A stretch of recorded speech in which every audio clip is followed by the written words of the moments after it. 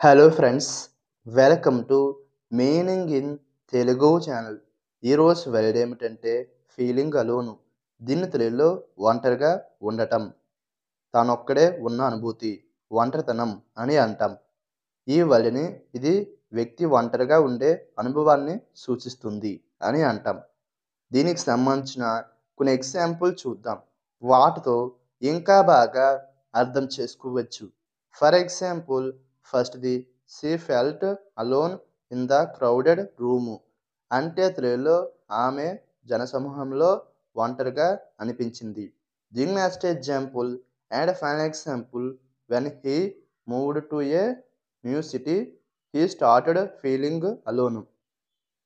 అంటే తెలుగులో ఆయన కొత్త నగరానికి వెళ్ళినప్పుడు అతనికి ఒంటరిగా అనిపించడం మొదలైంది. ఈ వీడియో మీకు నచ్చితే లైక్ చేయండి.